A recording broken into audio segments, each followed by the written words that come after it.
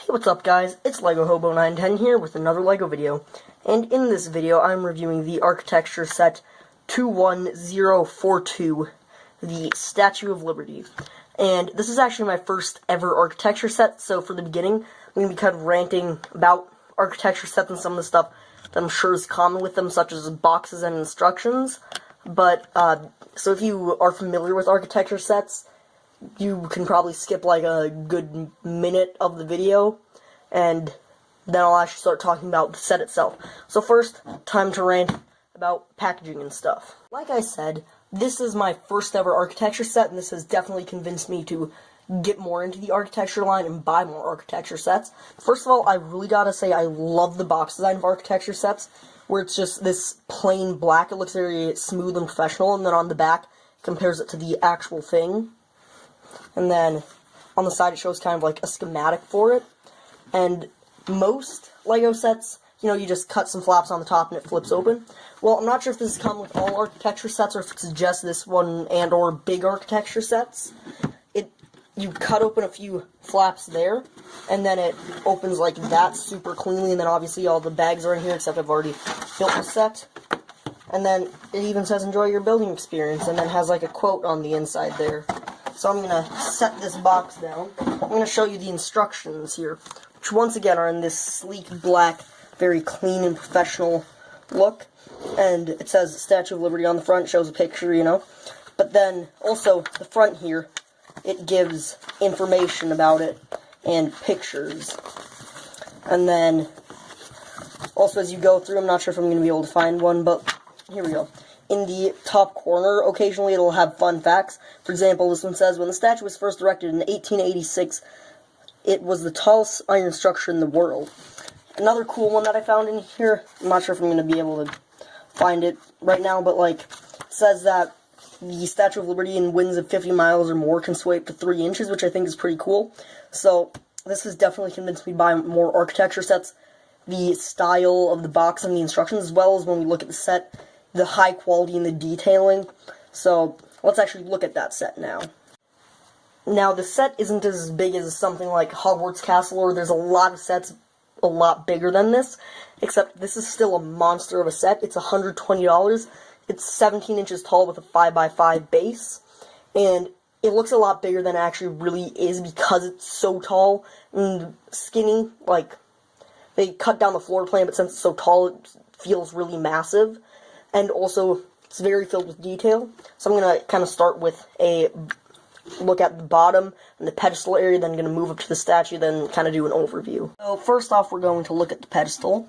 And something that I'm 90% sure is common with all architecture sets is this tile base around it, this one thick tile base with then a printed tile saying the name of the monument / building that you are building. This is obviously the Statue of Liberty. And before we actually get into looking at it, I want to point out a little bit of something. As you can see, this cuts off right below the circles at the doorway. There's obviously a lot more to the pedestal than that. There's all the stairs and this kind of jutty, outy area. Then there's also a big pointy area at the bottom in the island. But I think this is a fine place to cut it off, because if they made it bigger, this is a lot wider than the rest, so it would increase the floor plan, I guess you would call it, by a lot. And also the part by a lot, and the price by a lot, and it's really not that important. I think cutting it off there is just fine. So now let's actually look at it. And I want to point out how detailed this is. And also, they managed to make it look like it's actually hollow in there. And you would think they would just slap a black brick behind it, but they actually used gray, which I think looks more convincing, because then you can actually see shadows darken as you put less light into it. And also, I really like the kind of dark tan border around here. It contrasts the normal tan really nicely instead of it just being plain tan there. They also use a lot of these masonry brick pieces throughout. And then here they use an interesting technique where you use the back of headlight bricks, where you can stick pieces in to put this backwards and use some of these inverted tiles as those kind of bumps on it, because they could just use regular tiles, except then it wouldn't jut out like this and wouldn't be as much of a dome. And I did count, this is 6 long, the actual statue is 10, so it's a bit inaccurate, but I don't think they could have done that better. Here they use some of these fairly new pyramid pieces that were introduced in the Harry Potter line. And then we get up to this area that's kind of annoying to build, once again using more snot technique here. But this was a bit annoying to build. It is these column pillar areas along the sides, except the thing that makes them really annoying to build is, as you can see, it alternates stud, squared off 1 by 1, stud 1 by 1, stud 1 by 1, and you have to do that a lot, as you can see. There's a decent bit going up here and then around the other sides. They do make it easier for kind of the back corner by just using a corner piece, and then it actually has a decent bit of red right in that corner.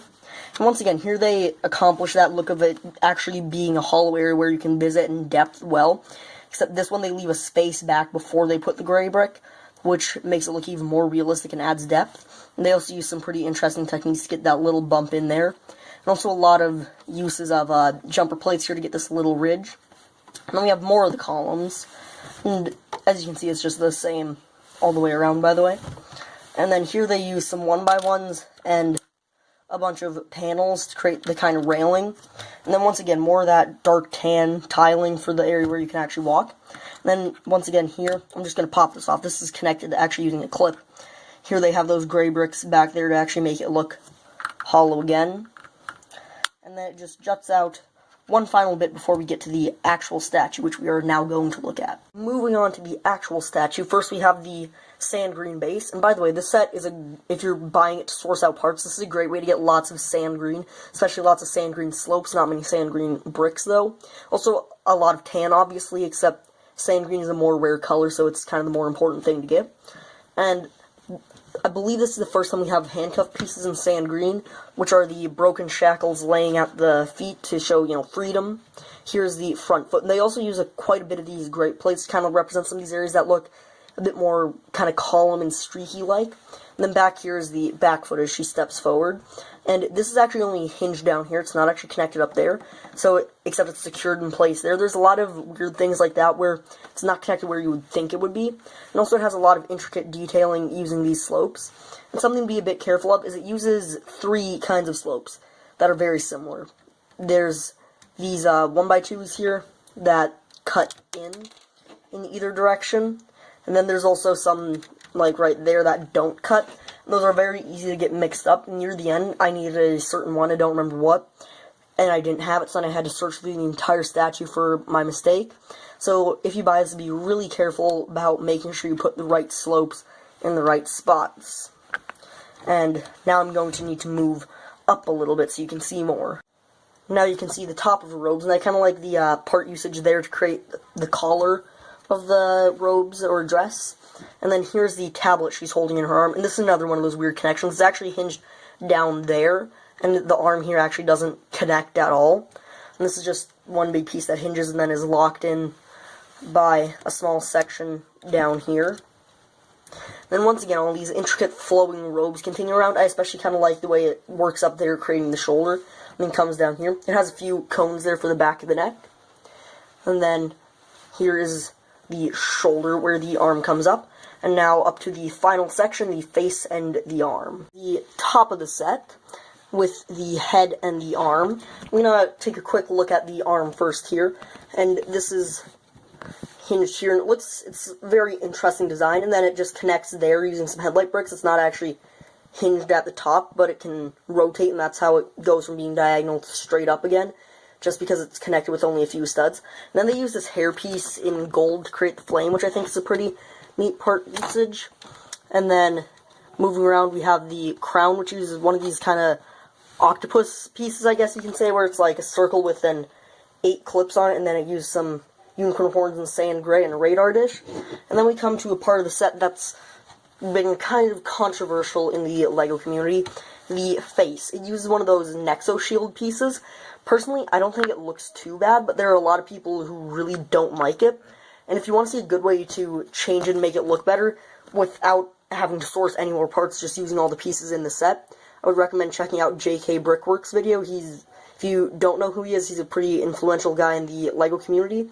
In fact, he already made one LEGO Ideas set, the maze with the ball, and a second one of his is going to be coming out soon, the storybook, and he just a pop-up storybook thing, which is pretty neat.